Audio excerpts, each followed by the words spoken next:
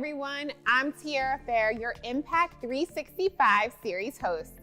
Impact 365 is a production of United Way of Delaware in partnership with DETV. In this ongoing series, we'll see how United Way of Delaware and its partners make a positive impact across our state. We'll talk with old friends and we'll make new ones too. We'll see what's working well and we'll touch on challenging topics. Today, on Impact 365, we're talking about the state of education in Delaware, especially in some of our most underserved communities, where too many children are not reading on grade level. The implications for these children's futures and for the Delaware community are enormous. At least 2 of our local school districts are addressing this issue aggressively. We'll get an update on what's happening from Dr. Whitney Williams, principal at Stubbs Early Education Center, and Dr. Darrell Green of Red Clay School District. And later, we'll talk with mental health expert Dr. Julius Mullen. Dr. J will share some ideas for how parents can get help and keep their children on the right track. But first, let's meet today's co-host, Dr. Michelle Shavitz. Michelle is Vice President of Student Success at United Way of Delaware. Hi, Michelle. Hi, Tiara.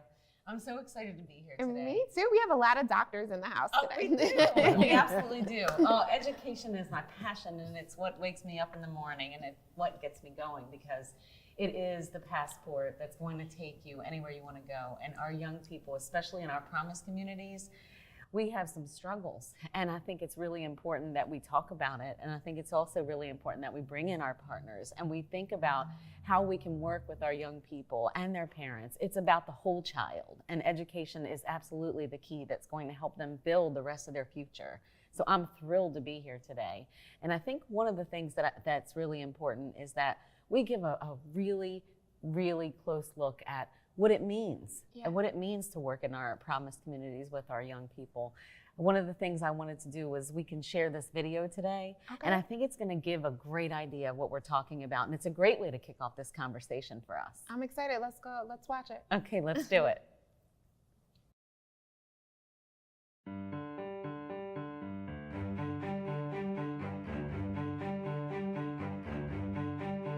Meet Mr. and Mrs. Johnson, and Mr. and Mrs. Johnson and Jordan, and Jamie Johnson, 2 beautiful babies born on the very same day. Each baby has a good chance of landing in a good place in life, as long as one of them doesn't lose the zip code lottery.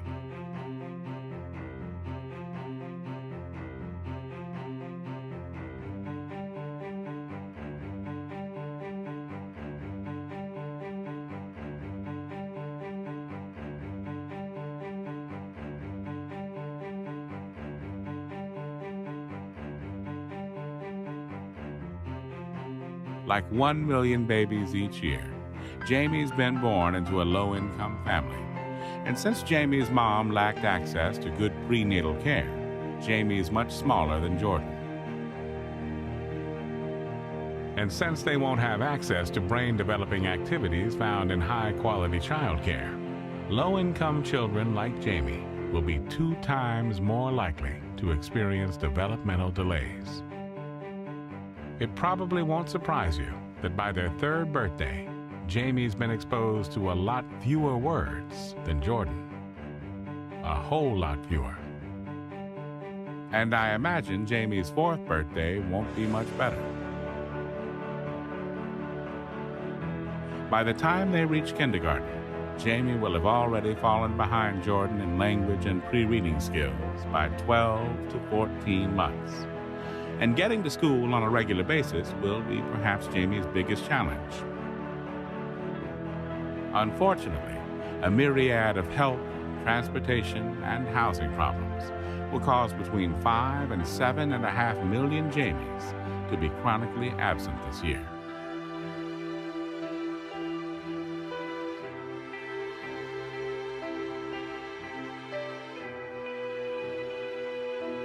But with summer right around the corner, you'd think Jamie would have plenty of time to catch up with Jordan then. Sadly, summer presents new challenges for Jamie. a mountain of challenges. You see, every summer, Jordan's learning will evolve by a month because of access to libraries, field trips, and camps, while Jamie will lose 2 months of school learning every summer because good habits such as reading haven't been reinforced. By the time they reach 3rd grade, Jamie will be between 2 and 2.5 school years behind Jordan in critical reading skills.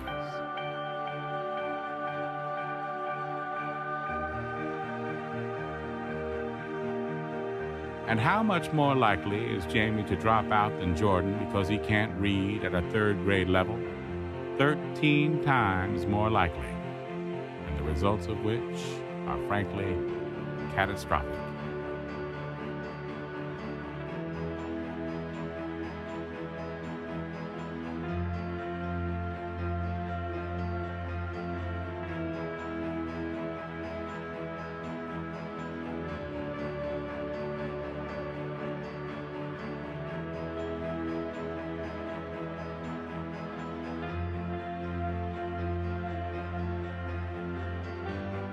Wait just 1 minute there, folks.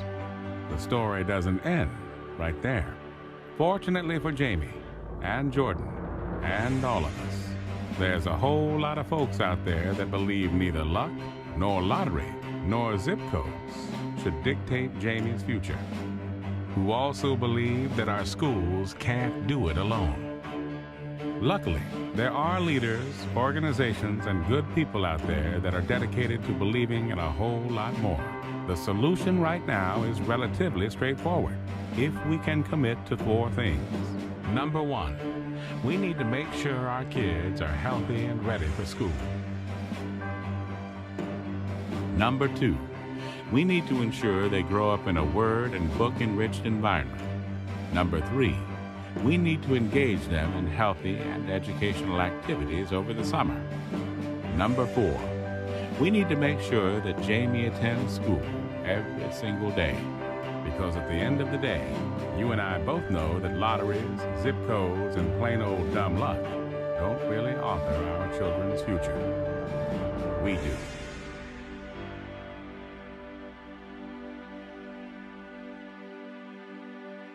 And we're back. Wasn't that story powerful? It really is. It's so interesting how just where you live and your zip code can make such a difference in your future and what happens to you in your life. Exactly. And you know, that story of Jamie and Jordan is not just one, but there are thousands just like that across our state.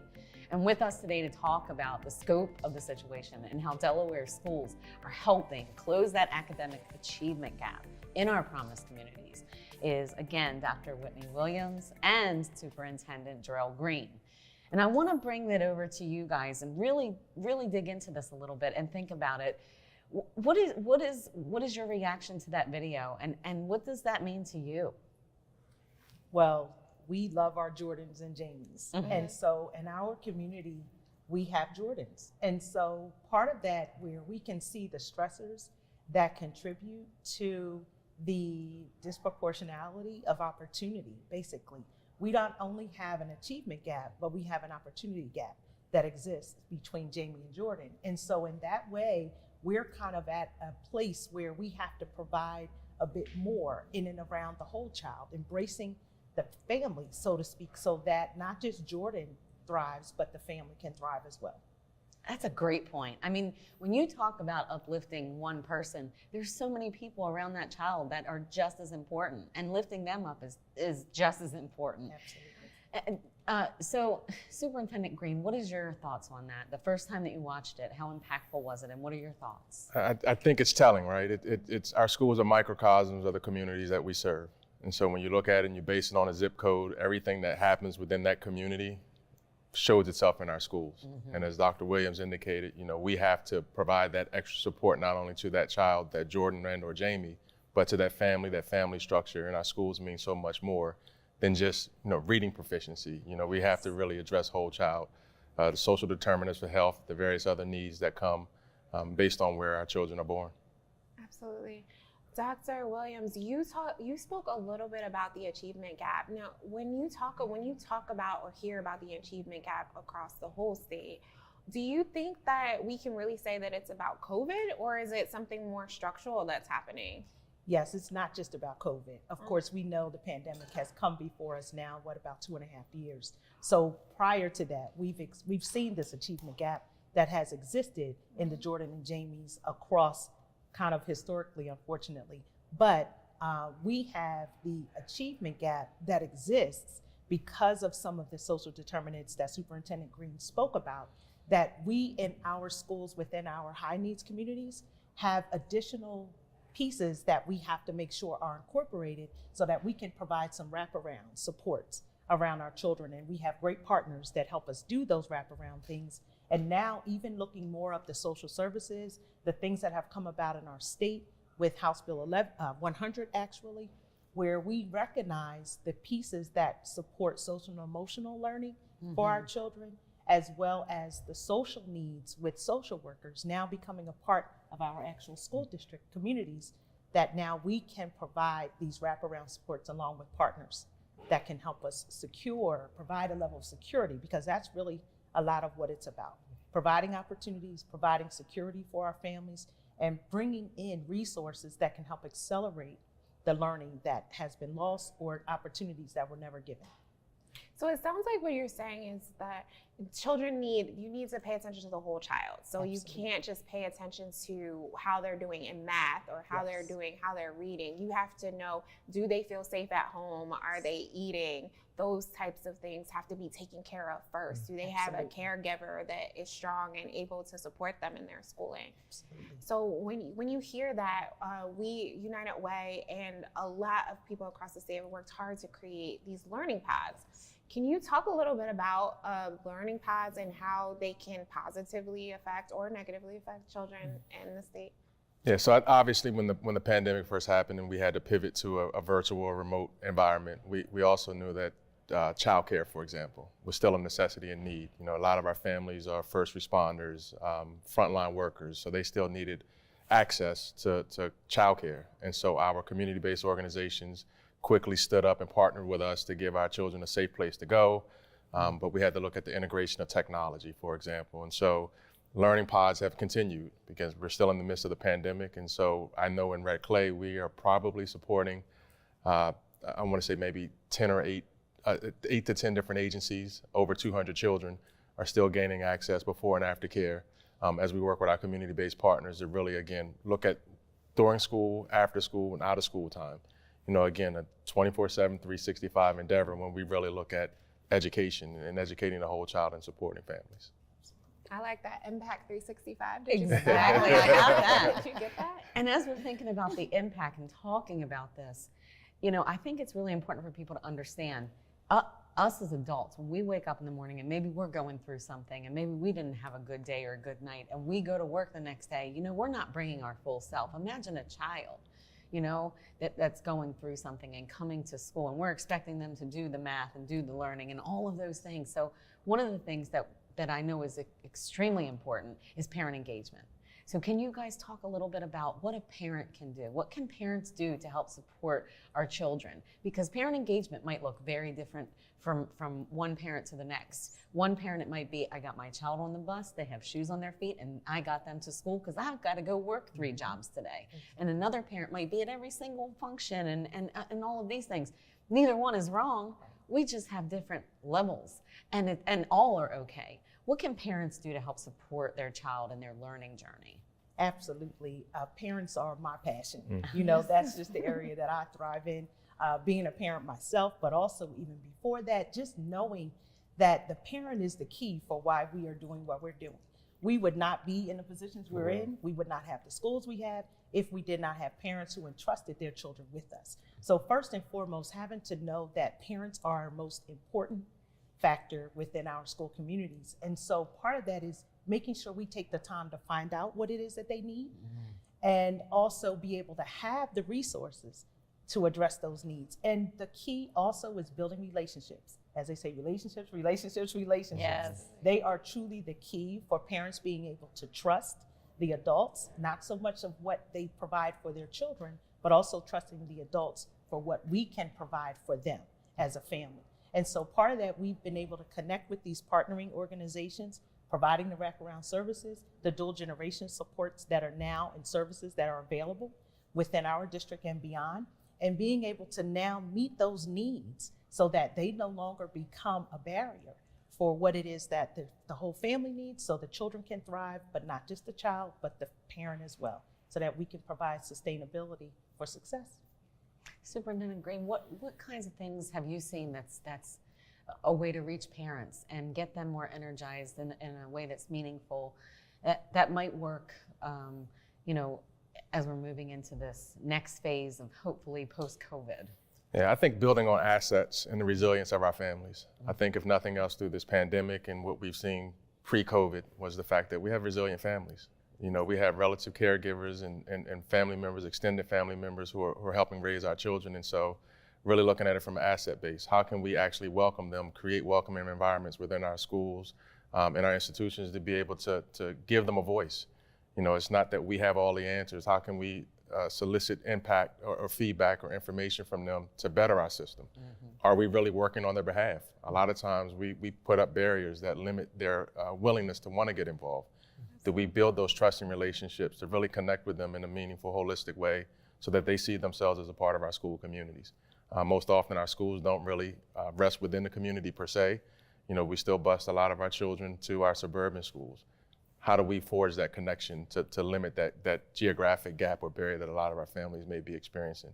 What types of programs do we offer? Everything shouldn't be academic based. What are their needs? Do they have trusting staff members that they could reach out to? Is housing an issue? Is it a food insecurity? Is it something that they may need help or assistance with regarding employment? So really availing ourselves to what their needs are and how can we put systems and supports in place to be able to give them the voice to make us aware of how we can best support them. You all talked a lot about the different inequities that are happening and the different issues that students are facing, especially understanding the whole student is a huge deal. What are 2 to 3 things that we can do right now to really start to change education in Delaware to make it more equitable? Well, one of the things I would say would be technology. Yeah. So I think through the pandemic, I think Superintendent Green may agree that the use of technology has really been a powerful tool that now we've been able to utilize for our students, but also extending it now to the home. And so I think the more we can provide the use of technology and making the availability of the Wi-Fi and the access points for families, it can just change the trajectory of all of them, because Wi-Fi shouldn't be a barrier anymore. For children that are in the most need, we need to do a better job as partners to be able to ensure that the family has access, has the devices that are needed to be able to promote, as whether it's employment, whether it's connecting and communicating with schools and teachers in a different way instead of being present, but also that the students have access to the additional supports that they need academically. Absolutely. Right, it's akin to locking the school doors. Yeah. If you cannot get the technology, so can't if that's your go only to way to school. learn. Absolutely. Yeah. Absolutely. And I think, technology is also just a way into the future. When we talk about careers, when we talk about the future is in technology. So if you have children who cannot practice Absolutely. typing, how are they working on a job? Right. How are they? So that is so instrumental. Thank you. Thank you so much. I want to say thank you to both of you so much for being here and for being here with us today. We really appreciate you, and we really appreciate you taking time out of your day, because I know you have some kids waiting for you. Yes, we do. Yes, we do. Absolutely. Absolutely. Thank you, Dr. Williams and Superintendent Green. We appreciate you being here. There's so much reason for optimism right now. There's so much reason because we have leaders like you who are here with us. Yes. And I know that we're getting on the right path, Delaware. We're working on it. We're more equitable Delaware, more equitable in education. Now let's take a look at this important message. Thank you so much, and we'll be right back. Across Delaware, our lowest income neighbors and families have been impacted disproportionately by COVID. Many kids who were on track for grade level success faced new challenges and found themselves falling further behind. Let's take, for example, Aaron and Tracy. Tracy's family has reliable internet and tablets available. When school went virtual, it was easy to adjust. Aaron's situation is different. She comes from a single-parent home, and it's been a challenge financially to keep a reliable internet connection. This made it difficult for Erin to adjust to learning virtually. On top of that, meals Erin received at school were a major source of her daily nutrition. How do we stop students like Erin from falling into an academic tailspin? That's where the Delaware Learning Pod community of practice comes into play. So what is a learning pod? A learning pod is a small group of students who study together in person in a safe, supervised location outside of the traditional classroom. Learning pods offer a classroom experience with the standard curriculum offered to include literacy and mathematics directed work within each session. All learning pods include structured activities of groups of students who are overseen by an adult and have an expectation of regular attendance and are provided in a physical location, such as a school or a community-based facility. Learning pods fulfill a critical need to help decrease the learning achievement gap. Now, almost 1,000 students just like Erin attend 27 learning pods across Delaware. Students who attended learning pods had an 86% attendance rate, completed 83% of their assignments, with 22% making honor roll and 18% improving academically. Now, Erin and Tracy both have the resources they need to thrive. To learn more about the Delaware Learning Pod community of practice, visit uwde.org.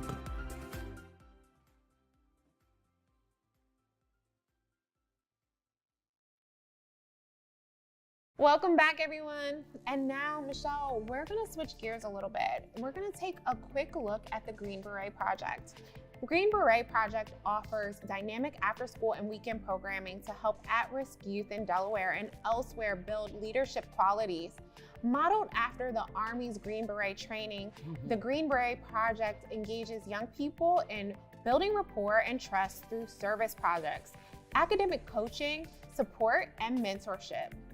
Let's take a look at how one Delawarean, Adam Kramer of Dover, is helping young Delawareans to take charge of their own lives.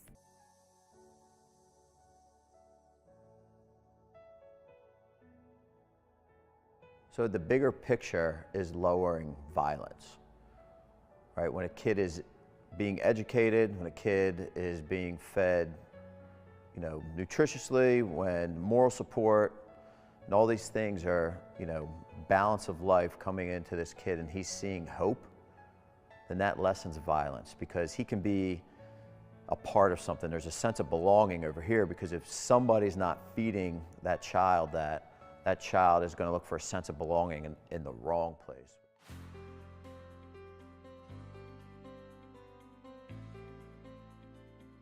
We have a young man who's been with us since he was 12. He's 18 now. So he was having trouble with some math classes through his senior year of high school. And it actually, turned into summer school. But he had the goal of going to the National Guard. So it was like, hey man, you need to come over here. We know you're a senior in high school and we know that you think you do not need this. But you're in danger of failing and having to repeat your senior year of high school. So we have one of our older graduated students who's 19, currently in the National Guard, come to tutor when he was 17 at the time, tutor him at math classes at the youth center.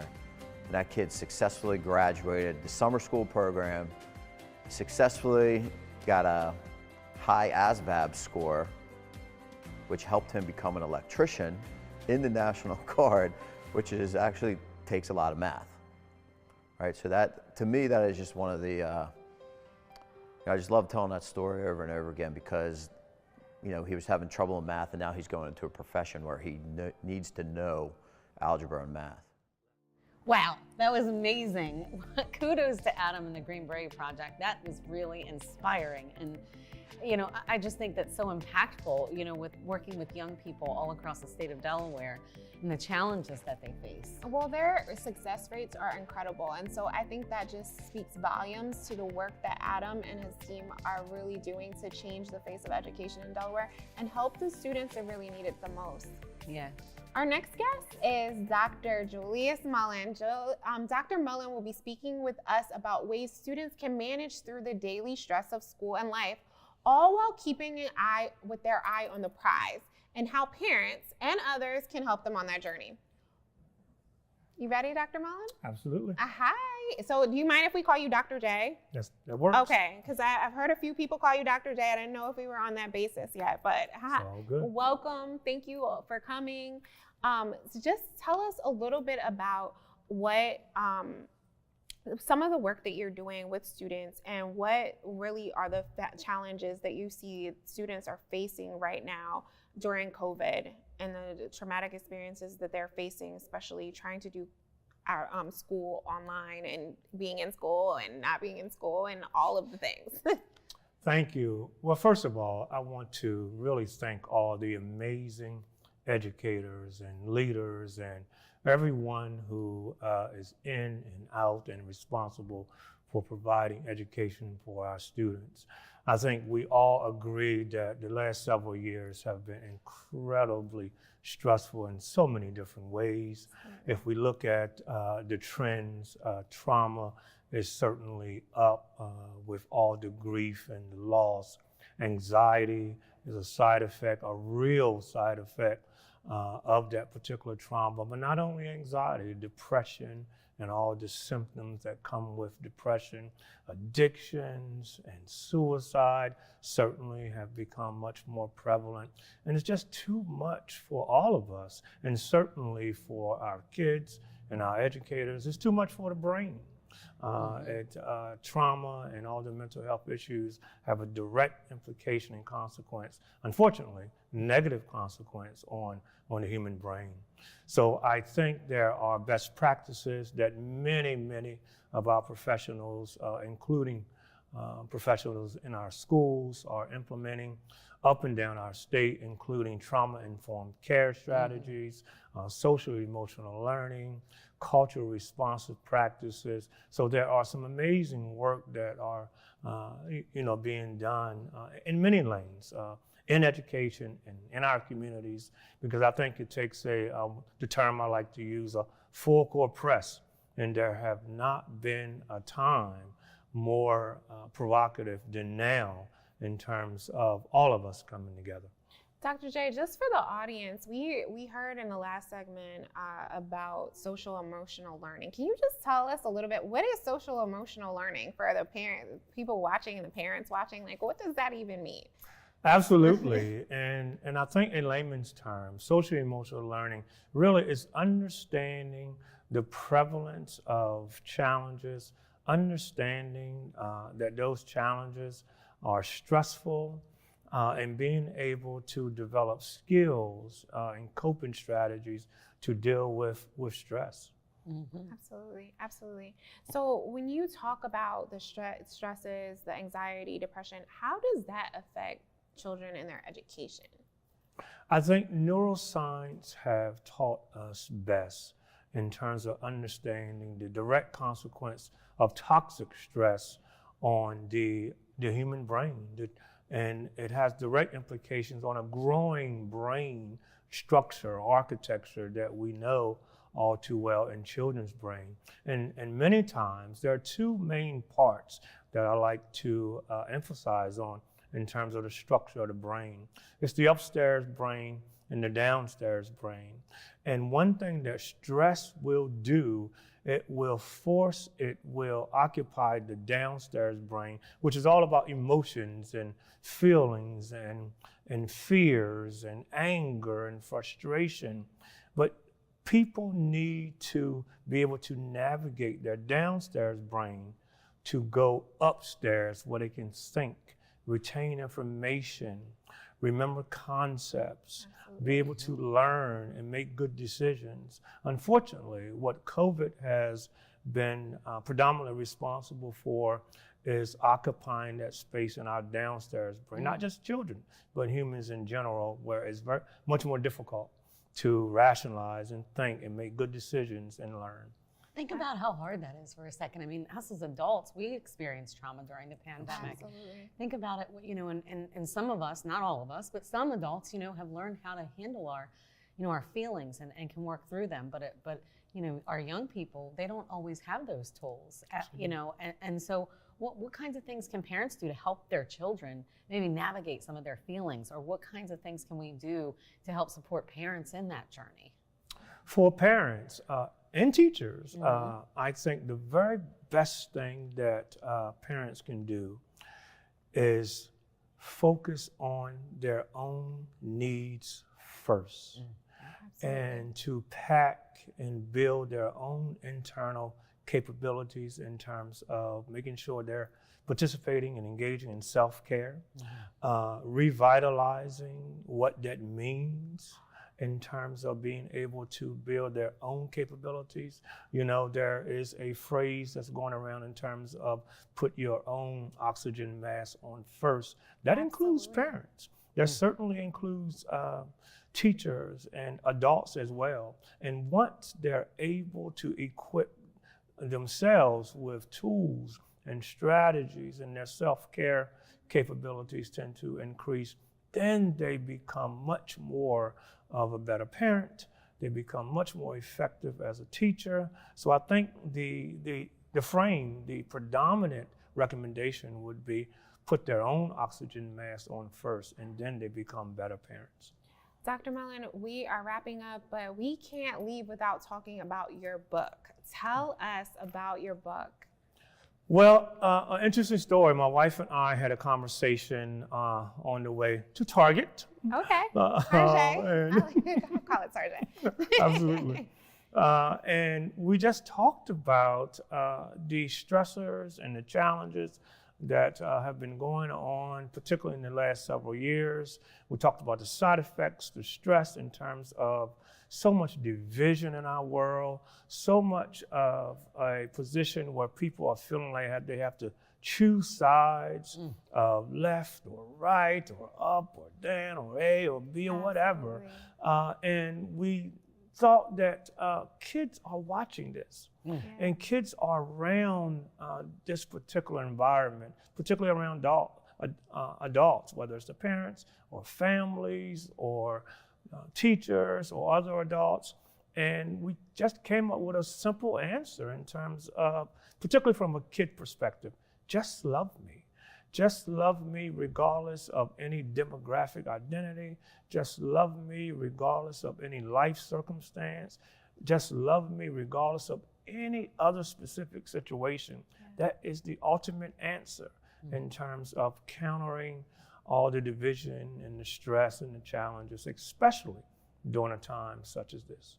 It's very powerful. I think, as a human being, just love me is a perfect way to sort of encapsulate what we're talking about. I just love this segment. I do too, and I really love that you were here with us today to share that message. I think that is a great note to end on, is saying, in order for kids to be the best they can educationally, they need that love at home, and that's the most important thing. Love yourself so that you can love your child, or the child that you're caring for, because there are a lot of caregivers out there. Dr. J, thank you so much for being here today. We really appreciate having you. And right now, that is a wrap. I know, it went by so fast. It went by I know, right? Thank you so much for having me. Thank you. Thank you. Dr. Michelle, I appreciate you being here with me today. Thanks for having me. In our upcoming episodes, we'll look at how families can move from financial crisis to financial stability, and how help in a crisis is often just a phone call away through the Delaware 211 helpline. Impact 365 Television with Positive Impact, brought to you by United Way of Delaware and DETV. Thank you so much, and we'll see you next time.